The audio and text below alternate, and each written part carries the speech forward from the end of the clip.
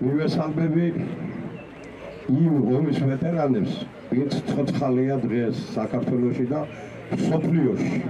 და მუხლი მომიდრეკია პირადად მეგობრებთან ერთად მე, ვინც თავი შესწირა მეორე მსოფლიო ომს ფაშისტთან გამარჯვებაში. სტალინთან, ბერიასთან, ქართველ ხალხთან, რუს ხალხთან და მეგობრად ძმურ საბჭოთა კავშირთან ერთად. მეგობრებო, რამოდენიმე დღის წინ ჩატარდა დიდი კონფერენცია საზოგადოებრივი დაკვეთით და ბოლოს დაადგა საშველი იმას, რომ აი ეს საზოგადოების რაღაც ნაწილმა ვითავეთ გაერთიანება და არსი და მნიშვნელობა რა არის ამის.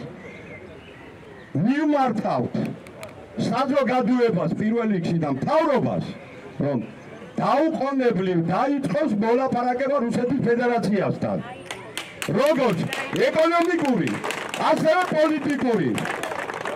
ამ საზოგადოებისა და ამ მნიშვნელობის მიმართვის კონტროლს განახორციელებს ის საზოგადოება, ვინც ჩაებინება და აი იმ ხელმოწერებში, რომლებსაც უკვე უშუალოდ ვიწყებთ, აი იმაში ჩაებინება და გააკონტროლებს ის საზოგადოება. მე ჩემ მეგობრებთან ერთად, თანამოაზრეებთან ერთად აბსოლუტურად ვერთები ამ ხელისმოწერებს და მივიღებ მთელი საქართველოს მასშტაბით მონაწილეობას ამ ხელისმოწერაში. დიდი მადლობა, გაიხარეთ.